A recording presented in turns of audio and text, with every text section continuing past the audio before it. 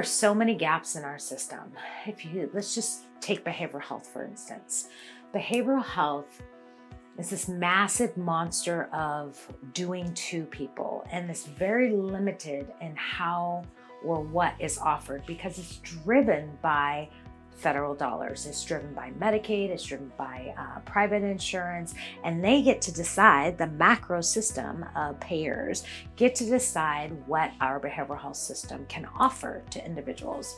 Well, one of the things that we are doing is we're bringing another perspective to help fix some of the gaps within this larger system. How do we offer wellness in a way that is also reachable, attainable, and system driven? How do we reach all the social determinants of health?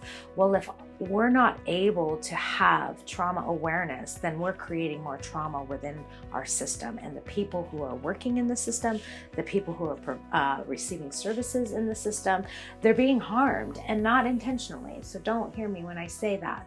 When I say that they're being harmed because we're not giving adequate training to individuals who are working within the system to be aware of their own part in the relationship in which they're working with the people they're serving, as well as their team members, as well as their community providers. And when we're really limited on how to interact with people because we're not aware of our part, our assumptions, our bias, our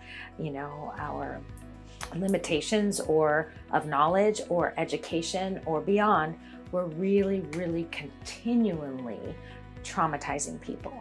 The trauma that people are encountering, let's not even talk about the people that we're serving right now. Let's talk about the individuals that we're working alongside. How often is your employer or your supervisor just as stressed out as everyone else, and their lid is flipped, that trauma activation is flipped? We don't know that because they're wearing their hat as, I'm a professional and I need to do my work.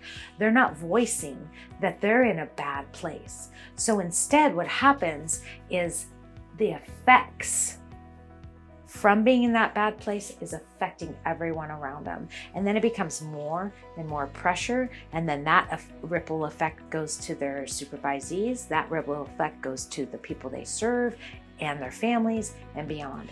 We need to do something very different in our system globally, but also very specifically in the United States.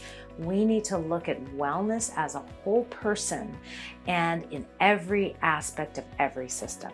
Behavioral health, mental health, addictions, corrections, educational systems, and beyond. We need to be focusing on helping people become more aware of their own activations, their own traumas, so that then they can practice trauma-informed care and trauma-aware care.